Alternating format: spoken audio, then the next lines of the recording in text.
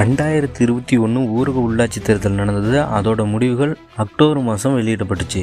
அந்த முடிவில் ஆளுங்கட்சியாக இருந்த டிஎம்கே அதிக இடத்துல ஜெயிக்கிறாங்க. அதே போல் ஏடிஎம்கே நிறைய இடங்களில் தோற்று போகிறாங்க. பாமக, அமமுகங்கிற சில கட்சிகள் கணிசமான வாக்குகள் வாங்கி சில இடங்களை பிடிச்சிருந்தாங்க. மக்கள் நீதி மையம், நாம் தமிழர் கட்சிகள் ஒரு இடம் கூட பிடிக்காமல் டெபாசிட் இழந்து பின்னுக்கு தள்ளப்பட்டாங்க.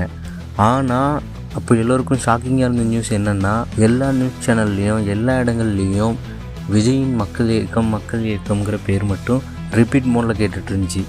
என்ன காரணம்னா, விஜய் மக்கள் இயக்கம் சார்பாக சுயேட்சையாக 170 இடங்களில் வேட்பாளர் நின்றுருக்காங்க. அதில் 115 பேர் வெற்றி பெற்றிருக்காங்க. அன்னைக்கு ஆட்சியில் இல்லாத அத்தனை அரசியல்வாதிகளுக்கும் ஒரு அதிர்ச்சியாக இருந்தது.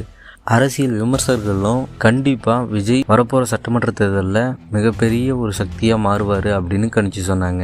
இந்த சுயேட்சையாக உள்ளாட்சி தேர்தலில் விஜய் வாங்கின 115 வேட்பாளரோட வெற்றி தான் இன்றைக்கி தமிழக வெற்றி கழகம்ட்டு இவ்வளோ பெரிய கட்சி உருவாகிறதுக்கான ஆரம்ப புள்ளின்னு சொல்லலாம்.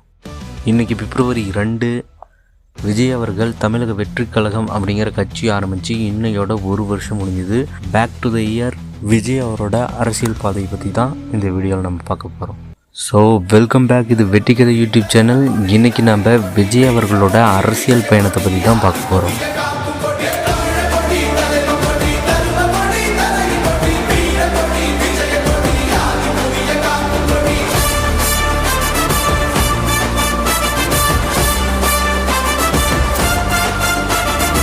(2008) இலங்கையில் தமிழர்களுக்கு நடக்கிற கொடுமைகளை கண்டித்து சென்னையில் தன் ரசிகர்களோட உண்ணாவிரத போராட்டம் நடத்துகிறார் விஜய். விஜய் கலந்துக்கிட்ட சினிமா இல்லாத அரசியல் சார்ந்த முதல் நிகழ்வு இதுன்னு சொல்லலாம். அதுக்கப்புறம் 2009 ஜூலை மாதம் 26 தான் ரசிகர் மன்றங்கள் எல்லாத்தையும் மக்கள் இயக்கங்கிற பேரில் மாற்றினார். புதுக்கோட்டையில் நடந்த இந்த நிகழ்ச்சியில் விஜய் பேசுனது, இது ஒரு அரசியல் கட்சியாக மாறுறது உங்கள் கையில் தான் இருக்குது. அப்படி அரசியல் கட்சியாக மாறினா குடும்பம், தொழில் எல்லாத்தையும் விட்டு மக்கள் பணியாற்ற நேரடியாக அரசியலுக்கு வரதுக்கு தயாராக இருக்கிறன்ட்டு 2009 விஜய் பேசியிருக்கிறாரு. விஜயோட இந்த முதல் அரசியல் நகர்வுக்கு பிறகு 2010 டிஎம்கே ஆட்சியில் இருந்தப்ப விஜய்க்கு முதலாக அரசியல் சார்ந்த சினிமா நெருக்கடி கொடுக்கப்பட்டுச்சு. விஜயோட காவலன் திரைப்படம் ரிலீஸ் ஆகிறது தள்ளி போடப்பட்டது. டேட் அறிவிக்காமல் காவலன் படத்துக்கு நிறைய நெருக்கடி கொடுக்க ஆரம்பித்தாங்க ஆளுங்கட்சியிலிருந்து. இதனால் அதிருப்தியான விஜய் 2011 சட்டமன்ற தேர்தலில் அதிமுகவுக்கு ஆதரவான நிலை எடுத்தார். அதன் பிறகு அதிமுக வெற்றியும் அடைஞ்சது. அது மட்டும் இல்லாமல் 2011 மார்ச் மாதம் தமிழக மீனவர்களை சுட்டு கொன்றதற்காக இலங்கை அரசை எதிர்த்து நாகப்பட்டினத்தில் ஒரு பெரிய பொதுக்கூட்டம் போட்டார் விஜய். நாம் இன்ட்ரோவெண்ட்னு நினச்சிட்டு இருக்க விஜய் 2011 வேற லெவல் ஸ்பீச் கொடுத்துருப்பாரு. அந்த பொதுக்கூட்டத்தில் உலக வரைபடத்தில் இலங்கைன்ற ஒரு இடமே இல்லாமல் போயிடும்.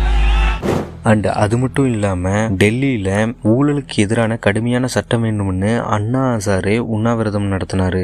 அந்த உண்ணாவிரத போராட்டத்திலையும் விஜய் கலந்துக்கிட்டாரு. விஜயோட இந்த அவசரமான அரசியல் நகர்வுகளை கண்காணிச்சிட்டு இருந்த செல்வி ஜெயலலிதா அவர்கள் 2013 தலைவா டைம் டு லீட் அப்படிங்கிற வாசகத்தோட வெளியான படத்தலைப்பை பார்த்து ரொம்பவே கோபம் அடைஞ்சாங்கன்னு சொல்லலாம். அதனால் ஆளுங்கட்சி தரப்பிலிருந்து இந்த படத்தை வெளியிடுவதற்கு மிகப்பெரிய நெருக்கடி கொடுக்கப்பட்டுச்சு. தியேட்டர்களில் பெட்ரோல் பம்ப் வீசுவங்கிற அளவுக்கு மிரட்டல்கள் வந்தது. ஸோ இந்த சர்ச்சைகளுக்கெல்லாம் முற்றுப்புள்ளி வைக்கிறதுக்காக விஜய் எத்தனையோ முறை முதலமைச்சரை சந்திக்கிறதுக்கு முடிவு பண்ணார். அந்த முயற்சி கைகூடலை. அதன் பிறகு 1 மாதங்களுக்கு மேலாகியும் மற்ற மாநிலங்கள்லாம் தலைவா படம் வெளியாகிடுச்சு, தமிழ்நாட்டில் மட்டும் இன்னும் வெளியாகலை அப்படின்னு சொல்லி தமிழக முதலமைச்சர் செல்வி ஜெயலலிதாவிடம் ஒரு விண்ணப்ப வீடியோ ஒன்றை வெளியிட்டிருந்தார். அதன் பிறகு டைம் டு லீட் அப்படிங்கிற தலைப்பை எடுத்துகிட்டு தலைவான்ற தலைப்போட அந்த படம் ரிலீஸ் ஆனிச்சு. 2015 அக்டோபர் மாதம் புலி திரைப்படம் வெளியானுச்சு. ஆனால் வெளியாகிறதுக்கு முதல் நாளே விஜய் வீட்டிலையும் அந்த படத்தோட தயாரிப்பாளர் வீட்டிலையும் இன்கம் டேக்ஸ் ரைட் நடத்தப்பட்டது. இது எல்லாமே ஆளுங்கட்சியோட அழுத்தத்தால தான் நடக்குதுன்னு தெரிஞ்சுக்கிட்ட விஜய் அதுக்கப்புறம் தான் படங்களில் அரசியல் பேசுகிறத குறைச்சிக்கிட்டாரு.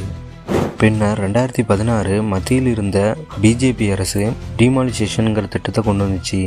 1000 ரூபா 500 நோட்டு செல்லாதுன்னு சொன்னதுனால அடித்தட்டு மக்கள்லாம் ரொம்ப பாதிக்கப்படுறாங்க.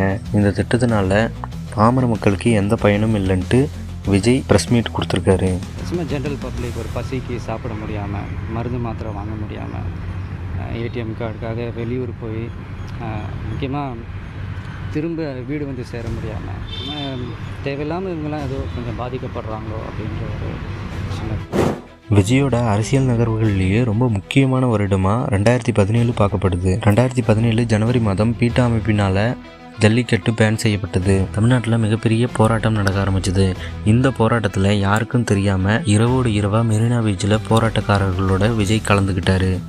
எதையும் எதிர்பார்க்காம யாரோட தூண்டுதலும் இல்லாமல் எந்த விதமான கட்சி பேதமும் இன்றி தமிழ் என்ற ஒரே உணர்வோட இந்த போராட்டத்தில் குதிச்சிருக்கிற அத்தனை இளைஞர்களுக்கும் நான் தலை வணங்குறேன்.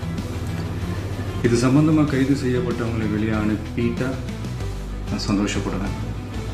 இவ்வளவுக்கும் காரணமான அமைப்பை வீட்டுக்கு அனுப்பிட்டா தமிழ்நாடே சந்தோஷப்படும். அதுபோக 2017 செப்டம்பர் மாதம் மத்திய அரசு கொண்டு வந்த நீட்னால டாக்டராக முடியாம விரக்தியில மாணவி அனிதா உயிரிழந்தாங்க. இது இந்தியா முழுக்க பேசுபொருளானது. அப்போ அனிதா அவர்களோட வீட்டுக்கே சென்று இரங்கல் தெரிவிச்சுட்டு நீட் தமிழகத்துக்கு எதிரானதுன்னு விஜய் பதிவு பண்ணாரு.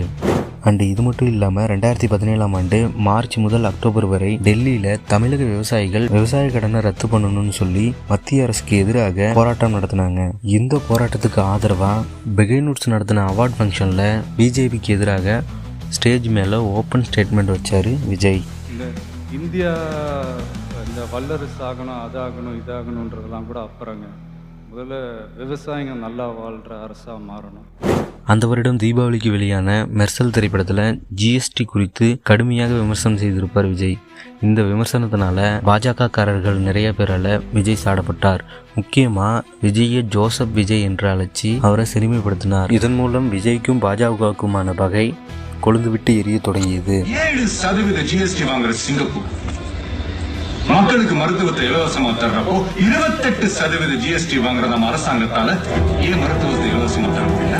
2018 ஆண்டு தூத்துக்குடி ஸ்டெர்லைட் ஆலைக்கு எதிராக 100 நாட்களாக போராடிய மக்கள் மே 12 அதாவது 100வது நாள் ஒரு பேரணி நடத்தினாங்க. இந்த பேரணியை தமிழக அரசு போலீசார் விட்டு தடியடி நடத்தியும் துப்பாக்கிச்சூடு நடத்தியும் கலைக்க முற்பட்டது.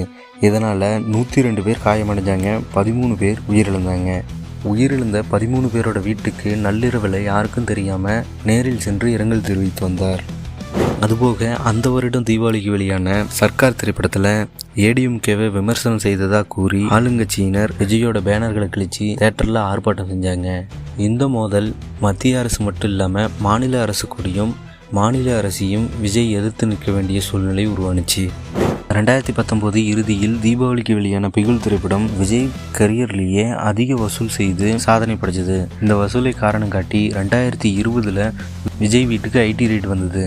நெய்வேலியில் மாஸ்டர் பட ஷூட்டிங்கில் இருந்த விஜய் வலுக்கட்டாயமாக காரில் ஏற்றி வீட்டுக்கு கூட்டு போய் சோதனை போட்டாங்க. சோதனையின் முடிவில் விஜய் வீட்டில் எதுவுமே இல்லை. அதுபோக விஜய் சரியாக டேக்ஸ் கட்டிட்டு வராருன்னு இன்கம் டேக்ஸ் ரிப்போர்ட் சப்மிட் பண்ணிச்சு. அதற்கு அடுத்த நாளே நெய்வேலி நிலக்கரி சுரங்கத்துக்கு முன்னாடி விஜயோட ரசிகர்கள் பெருந்திரளாக கூடுனாங்க. அந்த கூட்டத்தில் விஜய் வேன் மேலே ஏறி தான் ரசிகர்களோட செல்ஃபி எடுத்து ட்விட் போட்டார். இன்னைய வரைக்குமே அந்த புகைப்படம் ஒரு ட்ரெண்ட் செட்டர் தான். 2023 அன்று கல்வி விருது வழங்கும் விழா நடத்தி மாணவர்களுக்கு மத்தியில் அரசியல் பேசினார். ஒட்டுமொத்த விஜய் ரசிகர்களும் எதிர்பார்த்த அந்த நாள் 2024 பிப்ரவரி மாதம் 2 அந்த தமிழக வெற்றி கழகம் என்ற பெயரில் விஜய் தன்னோட கட்சியை இந்திய தேர்தல் ஆணையத்தில் ரெஜிஸ்டர் செஞ்சார்.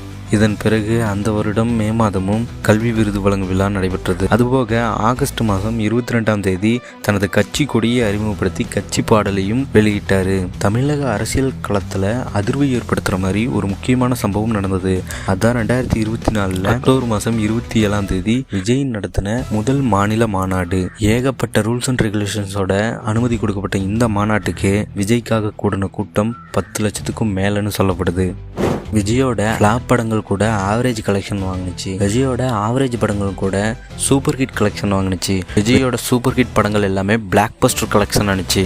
இப்படி இருந்த சூழ்நிலையிலேயே விஜய் தனது சினிமா வாழ்க்கையை விட்டு முழு நேர அரசியலில் ஈடுபட போறன்ட்டு மொத்தமாக தன்னை அரசியலுக்காக அர்ப்பணிக்க ஆரம்பிச்சாரு. ஆனால் இப்படிப்பட்டவரையே விஜய் என்ன செஞ்சுட்டு இப்போ அரசியலுக்கு வராரு? விஜய்க்கு அரசியல் வர்றதுக்கு என்ன தகுதி இருக்குன்னு கேட்குறாங்க. அவங்களுக்காகத்தான் இந்த பதிவு. விஜய் தனது நற்பணி மன்றம் மூலியமாகவும் ரசிகர் மன்றங்கள் மூலியமாகவும் எண்ணற்ற நலத்திட்ட உதவிகளை தமிழ்நாடு முழுக்க செஞ்சுட்டு வந்திருக்கிறாரு. தான் பிறந்த நாளுக்கு குழந்தைகளுக்கு மோதிரம் அணிவிக்கிறதுல ஆரம்பிச்சு இலவச திருமணம், தையல் மிஷின் வழங்குதல், இலவச கணினி மையம், இலவச ஆரம்ப பள்ளி, குருதி இயக்கம், விலையில்லா விருந்தகம், கல்வி விருது வழங்கும் விழாம்னு எக்கச்சக்கமான நலத்திட்டங்கள் செஞ்சுட்டு வந்திருக்காரு. தன்னால் முடிந்த நிதியுதவியும் நலத்திட்ட உதவியும் நிவாரண நிதியும் அரசாங்கத்துக்கும் மக்களுக்கும் விஜய் தந்திருக்காரு.